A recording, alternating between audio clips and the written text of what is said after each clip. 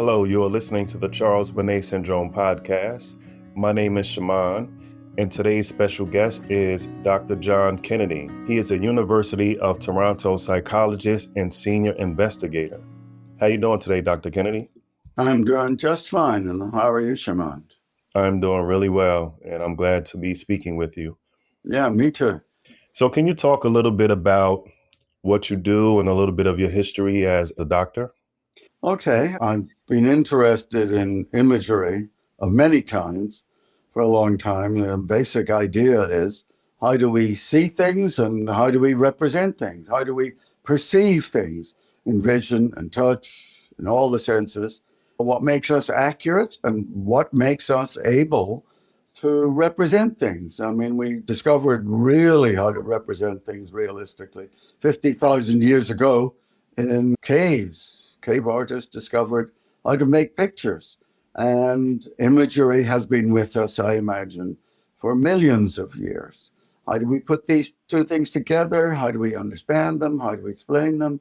What are their parameters? What are their abilities? What special things can we do? What unexpected things? It must have been a big surprise to the first cave artist who made a picture and then said, my God, I didn't know how to do that. I didn't know I could do that. That's amazing. And his friends gathered around, our friends gathered around, and they said, this is wonderful. They discovered something. But what we didn't know until recently is that blind people could make pictures too, and they would follow the same principles as the cave artists.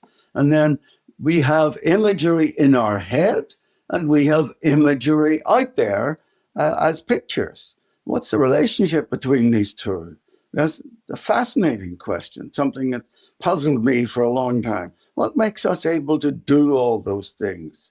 And we really are the only creatures that make images to look at. We're probably not the only creatures that have mental imagery. And what is going on whenever the senses shut down for various reasons? When we lose sight, when we lose a limb, when we lose hearing, when our sense of sight diminishes, what happens to all the neurons, all those spare computers that are in our heads? What do they do from then on? And those are the sorts of questions my colleagues and I have investigated now for some decades with very surprising results. That is really amazing just to hear the way that you speak about it, your interest, your passion. And I think being curious is a good thing for any kind of professional, especially like a medical professional or maybe a PhD. I'm going to begin a bit of a series with this podcast, talking to artists that are visually impaired or maybe even 100% blind. And a lot of that is because of you connected me with them. And it will be very interesting for me and the listeners to be able to hear how people create art when they have a visual impairment, because you're definitely capable. So I just wanted to mention that there are going to be more interviews to come of some of his colleagues and some other artists. So let's just get right into Charles Bonnet Syndrome. When did you first hear about the condition and what made you have an interest in this condition? Well, Charles Bonnet Syndrome has been known for a long time. Charles Bonnet is really a 19th century figure. And if you read a lot in psychology, you will come across that. So I came across it basically as a professional. And then what happened was a very interesting woman approached me and said, John, I would like to talk to you. I would like to tell you a little bit about my experiences. Her name was Ruth. She called me up. She made the appointment. She said, I'm going to be in Toronto, your hometown. Can we get together? So there was a conference there that she was attending. I met her.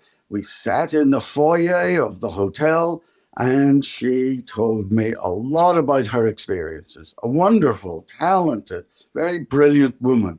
And it was a pleasure to interview her and then to meet her more times. And I have followed her since. So it's about almost 20 years now I've been meeting Ruth and studying her. I was studying her initially with Heber Rageb, and we had a very simple question for Ruth, which was this. If you have this imagery, this visual imagery, and you are yourself totally blind, what would happen if we asked you to point at it, say you pointed at it with your left hand and your finger, and your right hand and your index finger, where would it be in space? Where would those two fingers intersect in space? Because that would tell us the depth of the imagery from you. Also, please point to the imagery on your left, and please point to the imagery on your right, and please point to the top of the imagery, and please point to the bottom of the imagery. Now, if you do that, left, right, top, and bottom, you're going to see what the window is in front of her. Is it like vision, which is always in front of us, or is it like hearing, which is 360 degrees? It fully surrounds us. And the answer was her visual imagery was her internal visual imagery had the same window as normal sight. It hadn't spread beyond the boundaries of the normal visual window. We also asked her where her imagery was, what its nature was, and she would say, oh, here it's one color. Over here, it's another color. And she could point at those locations of those colors. She told us when she woke up in the morning, she didn't know what the colors would be, but her field of view, shall we call it, her mental field of view, her imaginary field of view, was fully detailed with colors. Bright, interesting, vivid colors, some sparkling, some more dull or static. And she loved her colors. She loved her imagery. It started when she was probably in her early 40s, and she had lost sight in her late teenage years. And she started having colored imagery in what you might call the very center of the field of imaginary view. In the very center, and then it spread slowly over a period, some weeks, perhaps some months, it expanded to fill the imaginary field of view. And fascinating, interesting, lively, attractive imagery. So it's been really important to me to meet Ruth every couple of years and find out how the imagery has changed over time. And so I have asked her, now, what is it like now? What is it like now? Tell us about the course of your imagery. And she tells us that what happened is that the imagery expanded at first and fairly rapidly. And then over a period of many years, it gradually changed to turn into more faded colors, and then to white, and then largely is minimal now. And so this may be a trajectory for imagery that might be fairly common in many Charles Bonnet Syndrome people. I should tell you too, I also had experiences with another person who had less positive imagery. Shall I tell you about it? Sure, I certainly want to hear about that. But one thing I will ask you is, Ruth, I actually interviewed her for this podcast. By the time people listen to this, her episode should be published. But she actually, like you said, enjoyed her images. A lot of people that I actually come across with Charles Bonnet Syndrome don't enjoy their images, or even if they enjoy a few of them, majority of them are annoying or frightening. Is there anything that you can speak to maybe about the mind as to why maybe some people's images are more pleasant and some people are not? I know the mind is so complex, but I was just wondering if you have any thoughts about why some people get pleasant images and maybe some people get unpleasant images. Yeah, I think that's a really good question. Ruth may be sort of at one extreme. She really enjoyed her imagery. And of course, in her case, it was colors. It wasn't figural. That is, there weren't objects, there weren't people, there wasn't stuff moving around in front of you that might distract you. It was just images of plain colors, a color field. And you could well imagine many people who would have that experience would find it quite pleasant. So it may be the content of the imagery that is either positive or negative. Just an art gallery, you go into an art gallery, here is some stuff that is very attractive and very pleasant, and other stuff is more challenging and difficult that holds your attention when you don't really want to have your attention held. Unpleasant things happening in this corner of the image. I remember going to a Spanish art gallery in Madrid, and there was a wonderful scene, but in the center of it, you could tell that this was an unpleasant period in Spanish history, and you wouldn't want those kinds of events to be constantly presented to you in your imagery. Some movies you enjoy enormously, others, and you think, oh, that was unpleasant. I've had enough of this one. I'll come back maybe to it later, and you switch it off. So the content of the imagery may be particularly important. It's very interesting that you say that the context of the imagery and the fact that she had colors instead of things flying or protruding in her face. I was thinking about how some people can watch a scary movie and then, or maybe they can't watch a scary movie because they will have nightmares. And then some people watch scary movies and they never have nightmares. So it's just amazing that two people can have a similar experience and take away something different. And then I don't know why that is, because as much as we find out about the mind, there's a lot more things to be discovered because it's so complex. But that is something that came to my mind.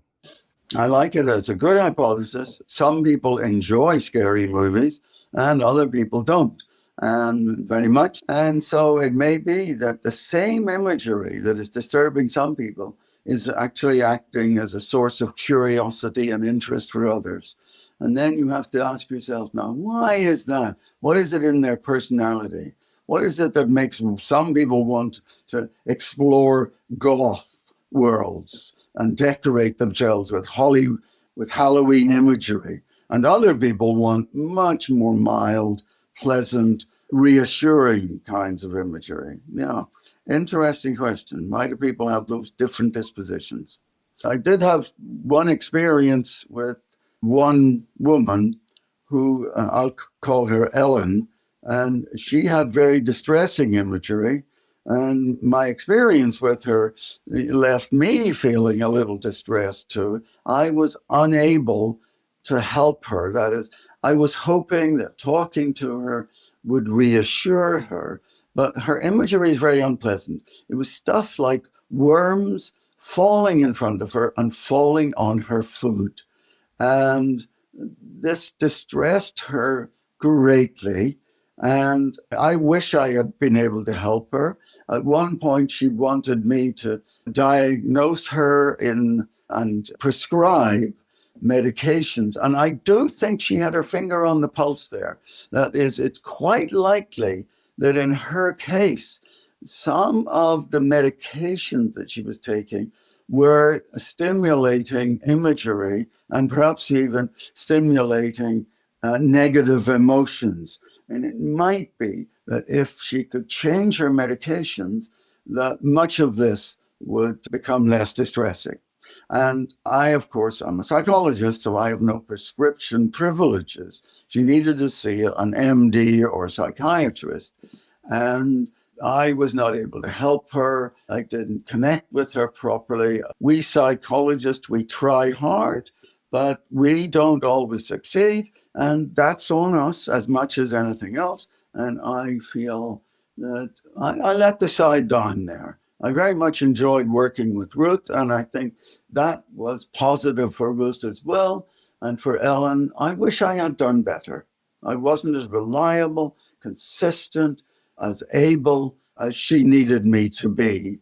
And I don't know if it was something where a personal relationship would help. It may be that medication would be the answer. I can see that you definitely have a heart for what you do and a heart for Ellen and other people, and you're trying to find the answers. And even sometimes a medical doctor, because most medical doctors, I believe, just like most people, are good people and have good intentions and really try their best. And sometimes it's not something that you can prescribe. It's this so far up until this point is one of those conditions, Charles Bonnet Syndrome, where it's difficult to really treat. And a lot of the experts and people that I talk to think that it's going to be a mix of things, maybe cognitive behavioral therapy, maybe talk therapy, going to support groups, finding people that you can confide in and stuff. But who knows, maybe one day there'll be a medical procedure. I know there's some procedures you can do now to stimulate, like the magnetic stimulation or the electrical stimulation, but those results work for some and not for others, and they're not freely available. And it's just more research to be done. But what I was going to ask you earlier is the $1 million question seems to be why some people that are blind or visually impaired get Charles Bonnet syndrome and some people don't. So that is one thing. Do you have any insight? I would think it has something to do. I'm not a medical professional. I'm just a supporter and an advocate with the fact that different people's brains can be slightly different in their personalities and their experiences. But if we could pinpoint that, or you and medical researchers could, or psychologists could pinpoint that, then maybe that could help open up some treatment or some understanding. If we talk to Ruth, we find that what stimulated that for her was she went through some very positive emotional experiences. And she feels that emotional experience for her in her early 40s triggered the colors. Now, there's a certain amount of sense in this. It may be that, of course, each section of the brain has its own machinery, and sometimes one part of the brain with its machinery may be highly active. And if so, the neighboring section of the brain may get a little spillover. And that spillover could then trigger something. So the cognitive emotional side of, say, Ruth's brain was highly active, and it spilled over perhaps into the color area, a small box as part of the visual system. And that small box may have been triggered by a spillover. And then once it got going, what's it like? And the answer is it's like a spare computer. It was sitting there largely unused, but nerves, neurons do not sit entirely quiet. What they do is they have a spontaneous firing rate. And if you get enough of them spontaneously firing together, they are organized. And if they're organized enough and there's enough of them, it will become a conscious perception. If you have areas in your brain that are not being used enough, they're still firing a bit under their own authority, their own activity, their own firing rate. And if you raise that firing rate through some spillover, you are going to get things appear in your vision. Now, in my own case, I am gradually losing acuity. It's called macular degeneration. So I'm losing acuity. And I have noticed sometimes when I'm just sitting quietly that I start to see text on blank walls. It looks like lines of text. And this spontaneous imagery, I think, is partly because I have read thousands, millions of lines of text now. An avid reader, an avid researcher, a writer, someone who types constantly, has to create scientific papers. So lines of text have been constantly in front of me. And that side of my brain is less stimulated now as I lose a little bit of acuity. I can still drive, I can still read, I just use slightly larger text. So lines of smaller text appear spontaneously every now and then. It happened to me this week. It doesn't happen all the time. Something is triggering it. Maybe I'm lying down enough and there isn't enough input. And so its own spontaneous firing rate becomes active. Let me take this out of the field of vision and move it into another area. People who have legs amputated, sometimes, but not always, they get phantom limbs. Now, what's going on is that the nerves in the rest of the body, and maybe the upper part of the limb that wasn't amputated, they have a spontaneous firing rate. So they're triggering a whole system that reaches up into the brain and can allow perception of missing parts. The amputated limb appears as a phantom limb. If you are lucky and get a phantom limb, if you're lucky in your phantom limb, it will not be accompanied by pain. If you are very unlucky, the pain sensors are still there too. And those pain sensors, they have a spontaneous firing rate and they will fire. In principle, every single sensory system that you have used has an awful lot of tracks laid down, an awful lot of neurons that have a spontaneous firing rate. And if you take off the input, they will still keep firing at their own spontaneous firing rate. And if that spontaneous firing rate elevates, you will become conscious of things. You should have Charles Bonnet Syndrome to do with phantom limbs. You should have Charles Bonnet Syndrome to do with hearing. You should have it to do with pain. You should have it to do with vision. So maybe there is Charles Bonnet Syndrome to do with smells as well. If smell has been a very important part of your activities, and taste as well. All of these things should, in principle, have a Charles Bonnet Syndrome attached to them. And I've actually heard that it's a sign of a healthy brain that it's doing this. And also the fact that with Charles Bonnet syndrome, there's no cognitive decline or to the point where there's some kind of dementia or anything, because it's a medical condition, not a mental condition, according to all of the experts. So I've heard people, psychologists and other people, let people know that have Charles Bonnet syndrome that it's a normal part of life for some people. And it's actually the sign of a healthy brain. It's certainly a sign of a brain that is ticking over. Those tissues are active. Those tissues are doing what they were designed to do, tick over, fire. Every little neuron that has its place and is firing away, and it recruits its neighbors to a certain extent. And if they recruit a lot, you're going to end up with some kind of imagery there, some kind of extra thing going on. Now, what's happening, of course, is that the brain is generating imagery, and that has interested me greatly. How do we imagine things? How do we image things? What kinds of things? And we can talk about, say, very literal imagery. Oh, I look out. What happened to my father-in-law in his latter years was he would see, he told me, something like, say, a person, a small boy, come out of a closet in his room, walk across the room, and maybe go behind a curtain. And I think in his case, there was medication involved. But the mechanism is that the medicine is triggering enough of the nerves that they generate imagery. His imagery was very literal, but the imagery can be metaphoric as well.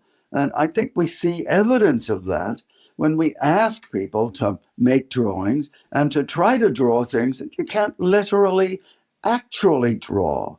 And that's been one of my pursuits for a while. And Xin Chow, one of my colleagues, co-workers in Taiwan, she's been very active and produced very interesting things about metaphoric imagery, even in quite young blind people, a 13-year-old in particular. May I tell you about Xiny's findings with the 13-year-old? You can certainly tell me about that. I was going to ask you a little bit about some of your colleagues and some of the people that you talk to and work with, because it seems like, at least in the recent years, that you've taken an interest in blind artists and helping the visually impaired community be able to realize that they can do art. And some of it is tactile, but some of it is not. And I was just curious. Yeah, you can speak about that. All right. Here's the thing I would say to blind people. I'm speaking metaphorically, right? But I would say to them, make them at a conference, say, or they would hear that I'm doing this work and they would volunteer to get involved. And I would say to them, take up thy pen and draw. And they would say, I can't, I'm blind. How can I do that? And I would say, look, I have this sheet. I have a plastic sheet that's basically sitting on a mouse pad. Here's an ordinary ballpoint pen. Draw, scribble, try a few things. They would scribble a bit, and they would discover that if you used a modest amount of pressure on this plastic sheet, on a mouse pad, you get a raised line. It crinkles. The paper crinkles and forms a tiny line. It's very thin, but if you use a lot of pressure, it gets quite high and you can feel it. It's very easy. And so I could ask blind people to make drawings. And they would make the drawings and they would say, hey, I didn't know I could do this. Oh, that's very interesting. And so Xinyi was working with a 13-year-old blind girl in Taiwan. Xinyi Cha said to the blind girl, I'd like you to draw a car going down the road. And the girl said, all right. And she drew a car. It was sort of side view of a car, you would say, the side of the car, 2 wheels. And to show it was moving, going down the road, she drew it extra long, she said. And then Xinyi said, all right, now I'd like you to draw a car that has stopped. So what did she do? She drew the same car, but shrank it. And she put the wheels inside the body of the car. It's a joke. It's a metaphor. It says, if your wheels are inside the body of the car, it can't be going down the road. It must be stopped. It's a very clever, metaphoric way of achieving her goal. And then Xinyi said to the girl, okay, can you show a car going down the road with its brakes on? And so the girl drew the car, probably slightly extended, show it going down the road, but she changed the shape of the wheels. She turned them into rectangles.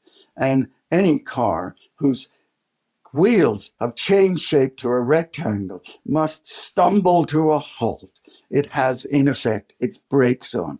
Putting the brakes on, metaphorically for the girl, changed the shape of the wheels and produced a wheel shape that would bring the car to a stop. Even young children, blind children, can think literally and represent literally. They can think metaphorically and represent metaphorically. They can communicate both literally and metaphorically. And in this case, you can use a line drawing and use the same code that was invented, the same system that was invented by cave artists. Blind people, when they create line drawings using the same system, they find within themselves the same system works. I don't teach them to use line drawings. I ask them to make line drawings. And when they do that, they use lines for the edges of surfaces. The edges you can feel and see. And that's what sighted people do too. It's the thing that cave artists discovered 60,000 years ago. And we now know blind people discover it for themselves when you ask them to make a drawing. And you never know until you try, because I'm thinking about what you said, and you said that you would meet someone, or just using like a metaphor, if you came across someone that was blind and then you would say, hey, draw, they would say, well, I can't. And then you would say, just try. And once you try, you realize that you can. And it's really an amazing thing to be able to think about that. Do they have special paper and special types of tools that blind people use to draw in addition to just regular pieces of paper? Like, is there a market or some place you can go to get some special tools to maybe make it more tactile, or do you just use traditional paper usually? There are raised line drawing kits available from the American Foundation for the Blind, AFB, and other American associations of the blind or for the blind. American Federation of the Blind. And several places are doing this. And actually, I think it's the American Federation of the Blind that got familiar because I'm living in Canada, but I think it's the American Federation of the Blind, which is a federation of the blind, organized by the blind, for the blind. And they make an art kit available for free to every single blind child in the United States on request. It's free. And the reason they're doing that, the reason they initiated this just a few years ago, is because we were learning that blind people can do the same kinds of things as sighted artists when they're making pictures. And I think that's just an amazing development. The American Association has recognized this and recognized the need, I think, and even more vigorously than any other federation or organization for the blind in the world. So congratulations, AFB. I want to say that you can get this kit, you can use it, but also if you just simply get a mouse pad and put a plastic sheet on it, some people might like to wet the plastic sheet so it sticks a little firmly to the mouse pad. Take an ordinary ballpoint pen and scribble on the plastic sheet. You will find that it does a special thing. It crinkles and it gives you a line that is both down and up. You put the pressure down, but some of the bumps come up, enough of them that you get a continuous line to touch. And so you can do it for very cheaply, or you can buy a kit, a drawing kit. It doesn't cost much, 10 or 20 bucks. And the pad you get will last you a lifetime. And the plastic sheets you get are of a thickness that works quite well. So you might want to buy a pack of plastic sheets. I bought mine from the Swedish Organization for the Blind.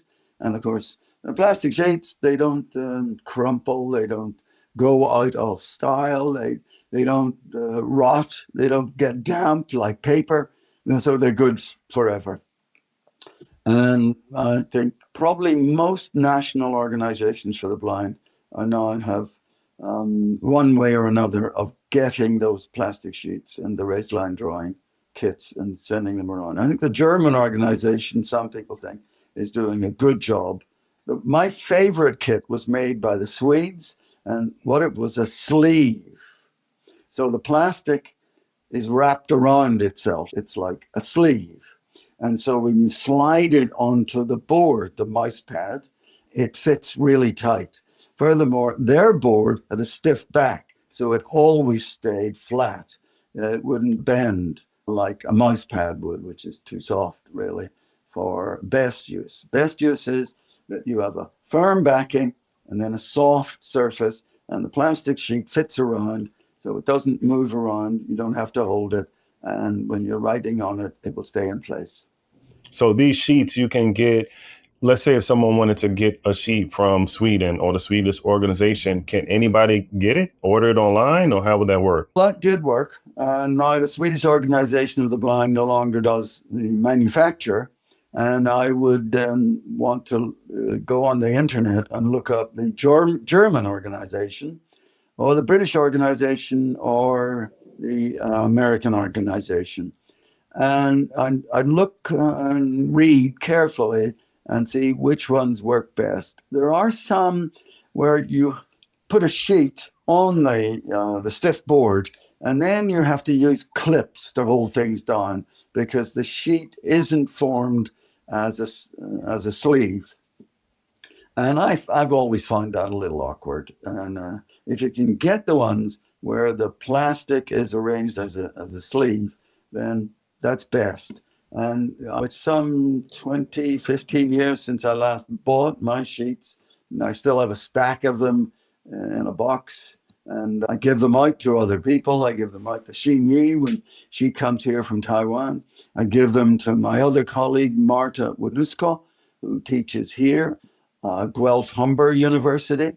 And Marta's special interest for a time has been things to do with perspective taking. Can you understand how to use perspective when you're making a drawing? This is a little challenging for the sighted. It's also challenging for the blind, but they eventually come to use perspective in very similar ways. I make my sheets available to my colleagues. I often bring them to conferences and hand them out so people can get samples and realize that this stuff works really well. And I like what you said. You can just use a mouse pad And now we have these fiber optic mouses, so you don't really use mouse pads, but you can get a piece of cardboard or something that you can write on, or you can still buy a mouse pad probably. So there's other ways to do it. One thing that's interesting is that when someone that has Charles Bonnet syndrome gets active and does things, most people say it reduces their Charles Bonnet syndrome, or at least while they're in doing the active activity, they don't get it. So it's good to have new hobbies and try new things because that takes a lot of your time and your mental aptitude. And then you can not have maybe as many hallucinations, hopefully. That's a good point, Shaimond. And what would be really interesting to try, here's a hypothesis for you, that if you were getting imagery and you started drawing and creating the imagery externally, right in front of you, under your fingers, would that imagery diminish the unbidden imagery? I mean, you're working with your imagery. Is your imagery centers, are those centers occupied by the imagery that's outside you that you're creating? And therefore, there isn't enough neuronal activity going on to support the internal imagery that is bothering you. This is a hypothesis. It's worth testing. I haven't seen a test of it yet, but it's worth trying. If some of your listeners would like to try it and write to you and have that forwarded to me, I'd be delighted to learn if there's anything to that. Oh, that is actually very fascinating. And that reminds me of a podcast guest I had named Vicky Hamilton from Australia. She's actually doing just that. So she actually writes hallucinations and things she has experienced. And she's going to have a traveling art show that's going to go all over the world, hopefully. Maybe I will connect you with her, give you a website so you can look into that. But what that reminded me of is kind of like having, like they say, it's therapeutic or cathartic to write your feelings down and have a diary. And that's like a diary, but it's like a visual diary. And Yeah. some people that have Charles Bonnet syndrome actually still have their sight. There used to be a threshold where they say 60% of vision loss and you get it, but now people are finding that it's even less, maybe 30 or 40%. So if they have sight, they can actually draw. And now we're learning today, and we're going to learn in the next few weeks, that even if you don't have sight, you can draw. Yeah, I'd love to tell you a little bit about really skilled imagery that some people have, blind people, when they make pictures, and very impressive stuff. Ching-Yi Chow is organizing exhibitions of art by the blind, and I've had some exhibitions of one person in particular, Eriko Watanabe. I'd love to tell you about two of her pictures, if I may. Sure, you can tell me a little bit about her. All right. Here's one of her pictures that is one of my favorites. She got back from vacation.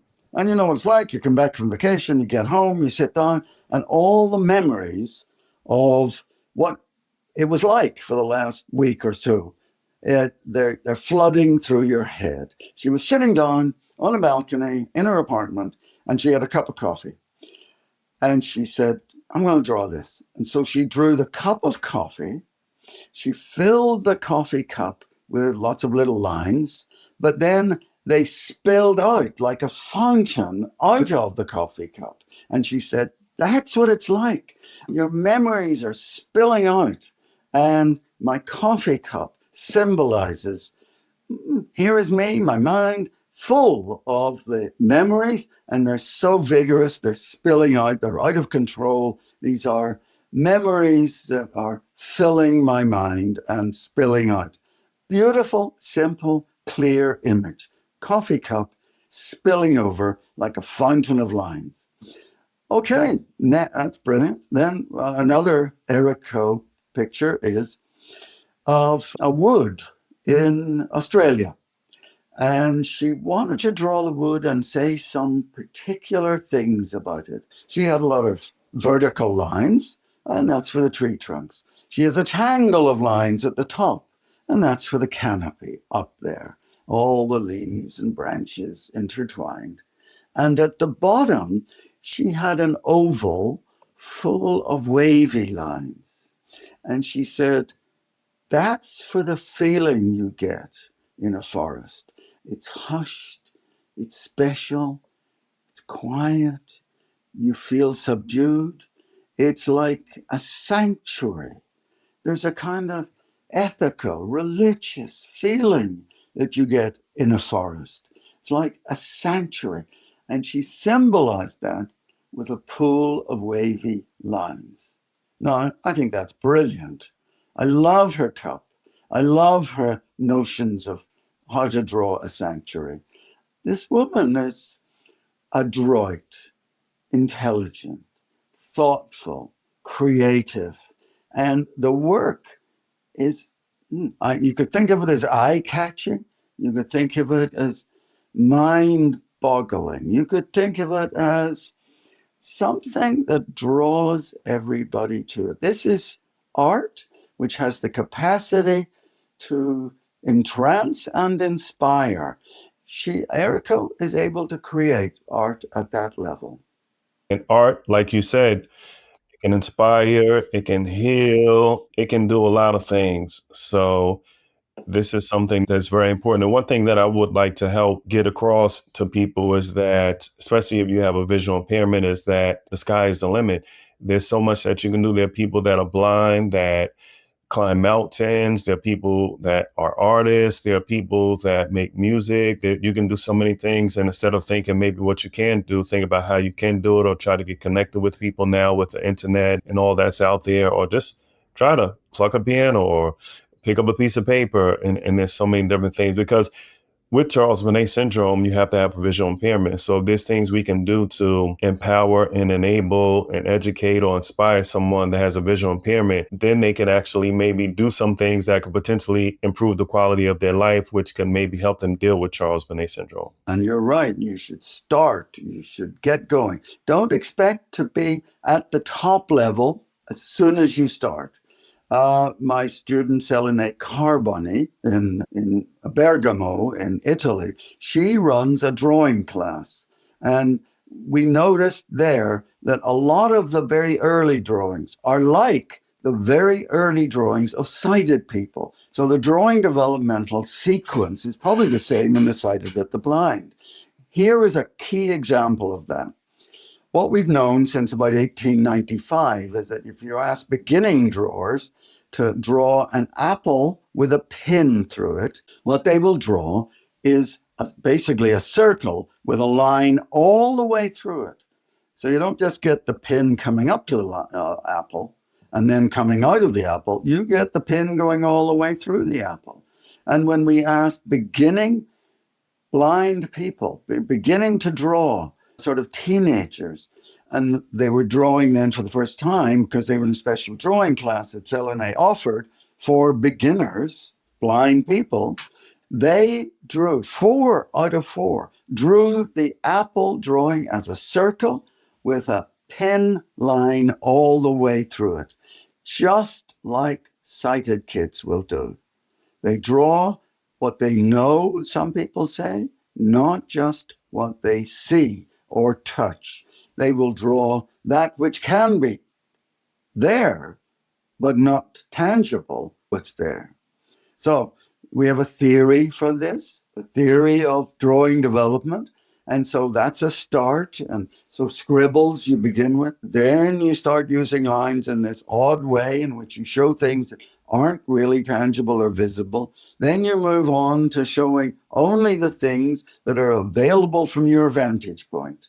And then you move on to drawing things where you get the perspective right. So these are 4 major stages, and we think sighted and blind people go through that if they start at the bottom and work steadily, practice every now and then, enjoy trying to draw and learning how to draw, and realizing that the things that they're drawing now and the ways they're drawing them now have a childlike quality that is gradually improving as you tackle the issues that arise when you try to draw things. Now, one of the things that we try to draw is our vantage point on the world. So what we're trying to do now is develop a game in which people deal with what's called the 3 mountain task. So you have a tabletop and you have 3 objects on it, a sphere, a cone, and a cube. And if you ask blind people to draw this from one side of the table and then the other side of the table, all around the table, they will behave much like sighted people. That is, if you're older, you get it right. And if you're younger, we think you often feel your own vantage point is the correct vantage point for everybody. You're very egocentric at first.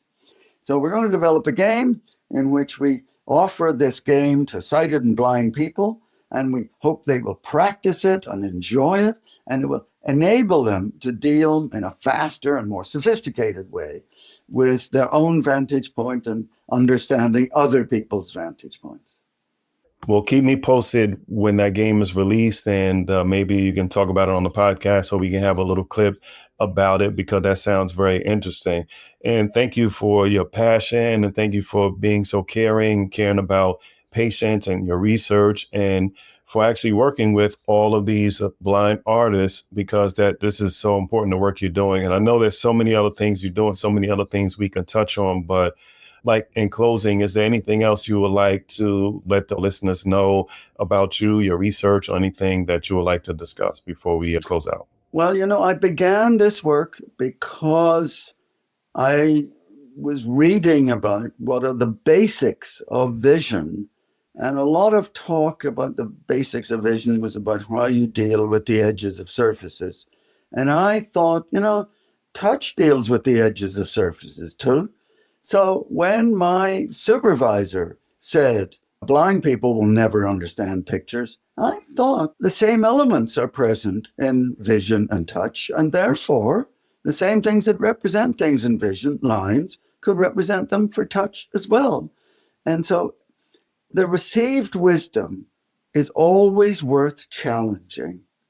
And so I thought, let's challenge that. And I have been deeply grateful that this simple question, how do we represent things, has led to so many interesting findings and meeting so many interesting people and uncovering so many truly fascinating abilities. Do you have artists that were born blind that do this also? Well, Erico was basically born blind. Lots of people. Oh, one person that I worked with was blind because he was born without eyes. His name was Ashraf. He is in Turkey. He's in Ankara.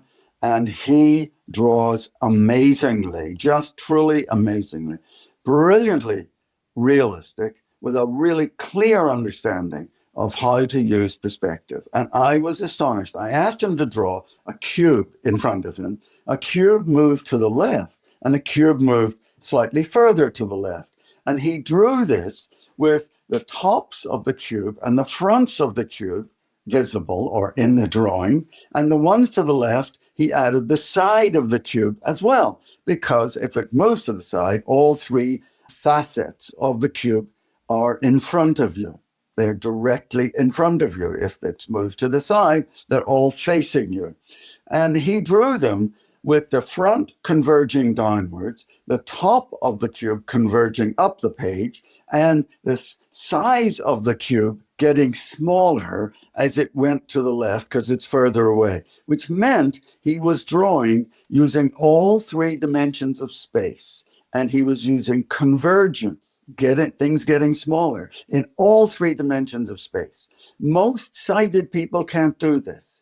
This man was born blind, and he's an example. He's a swallow that tells us about the summer. Blind people can draw. If they practice, they will draw well. And if they keep at it, and if they love it, like Ashraf does, they will turn into masters.